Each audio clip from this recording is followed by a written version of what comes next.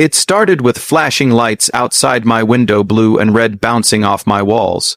2 men in uniform stormed my yard, shouting, "Hands where we can see them, you're under arrest." My crime, unpaid HOA fees. The whole neighborhood came out, phones up, whispering, "He's finally getting what he deserves." And right behind them stood Karen, arms crossed, grinning. They cuffed me, pushed me toward their cruiser, but something was off. No patrol number, no call signs, no dispatch chatter. One of them said, "You can explain it at the station." So I leaned closer, looked him dead in the eye, and said, "You sure you want to take me there?" He frowned. "Why?" I smiled. "Because I'm the chief of police, and this is the dumbest arrest you'll ever make." The street went silent, and Karen's smile disappeared. It started like any ordinary Saturday.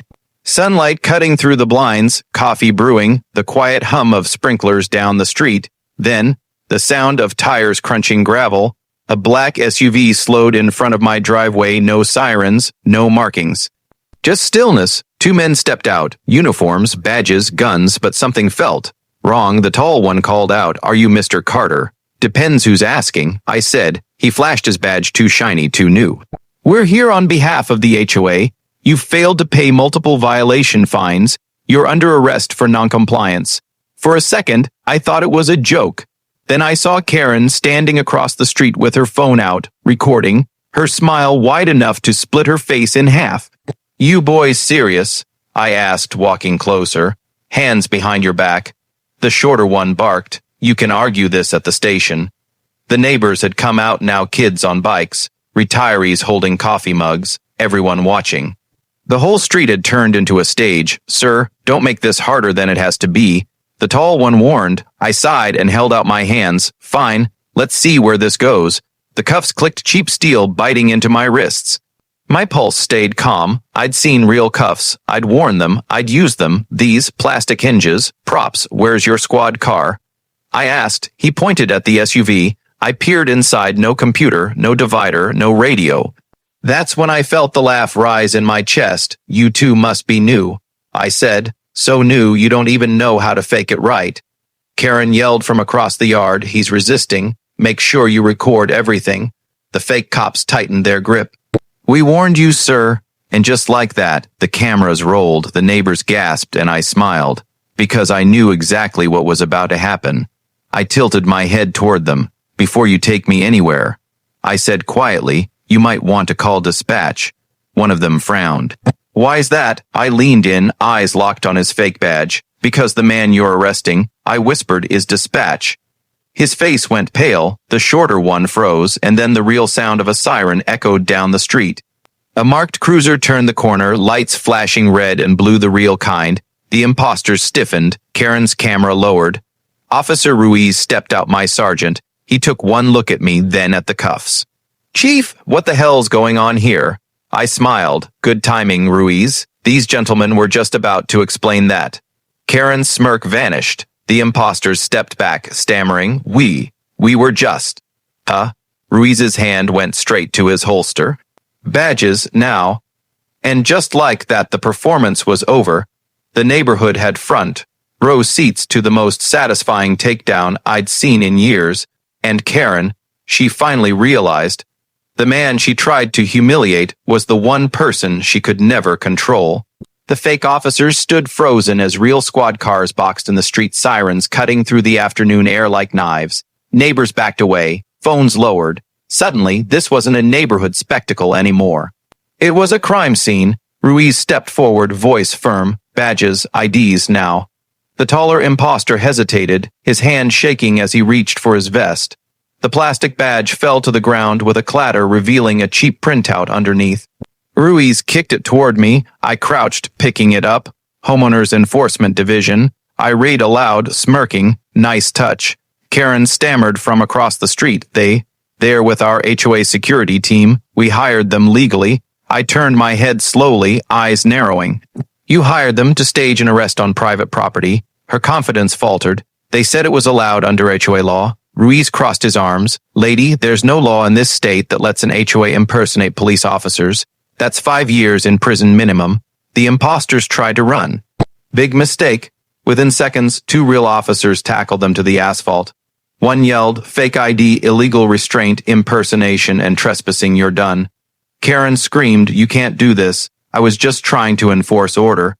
I walked toward her calm, steady, every step echoing against the stunned silence of the street. "Order," I said quietly. "You brought armed men onto my property. You humiliated me in front of my neighbors. You thought I'd be afraid." She swallowed hard.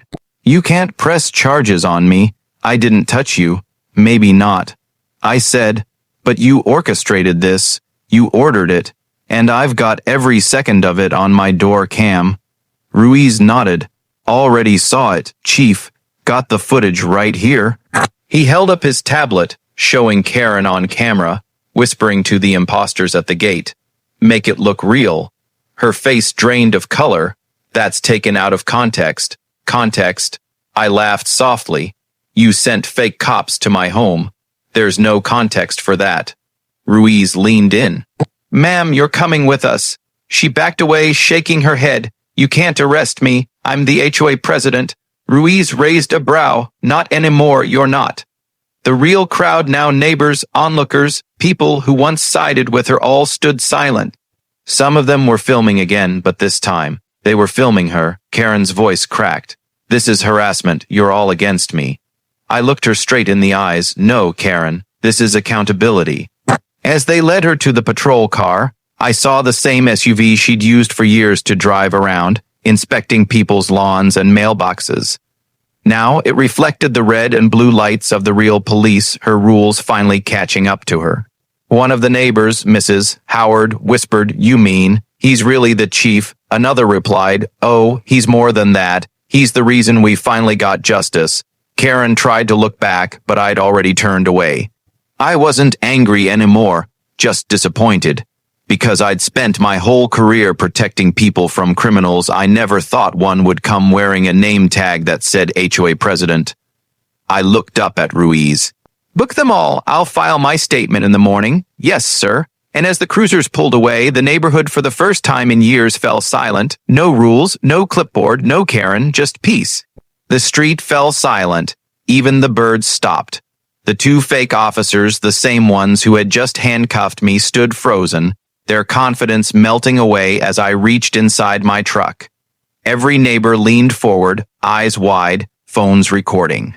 Then I pulled out my badge, a real one, not a replica, not a costume, the badge that carried 22 years of service, the one that said Chief of Police.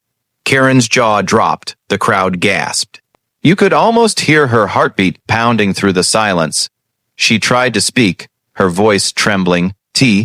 "This isn't, you can't." But before she could finish, 2 black and white squad cars turned the corner. Real police cruisers, lights flashing, tires crunching over gravel. My deputies stepped out calm, steady, and deadly serious. They didn't need an explanation. They already knew what was happening. I had called them before walking out of my house. "Those 2, I said, pointing at the fake officers, impersonation, unlawful detainment, and trespassing. The real cops moved in fast. The imposters didn't resist, they couldn't. Karen tried to back away, muttering excuses, but her words fell apart as the deputies read them their rights. One of the neighbors whispered, "He's the chief." Another murmured, "Karen's done for." I turned to the crowd. My voice was steady, no shouting, no anger, just cold authority. "You people let her control you with fear. You let her play God in this neighborhood, but fear only works when you believe in it. Karen tried one last time to stand tall. You can't prove anything. This is still HOA property." I took a slow step forward. "Not anymore. The city revoked your charter 3 weeks ago. This land's been officially dissolved from HOA jurisdiction. You've been trespassing on my property ever since." Her face turned pale, her empire of threats gone in a sentence. As the fake cops were led into the cruisers, I turned away, slipping my badge back into its holder. The same badge they thought I didn't deserve. The same badge they tried to humiliate. Neighbors began clapping. Slowly at first, then louder. Karen stood frozen, her clipboard slipping from her hands, papers fluttering down the street like defeated flags. I didn't smile, didn't need to. Because in that moment, every camera, every whisper, every look reminded her of one truth she could never twist. You can fake authority, you can fake paperwork, but you can't fake power built on integrity. I walked back to my porch, the wind calm again, the neighborhood quiet, and as the cruisers drove off with the imposters, I said under my breath, just loud enough for her to hear, "You wanted control, Karen. Congratulations. Now the only gate you'll ever manage is the one at county jail."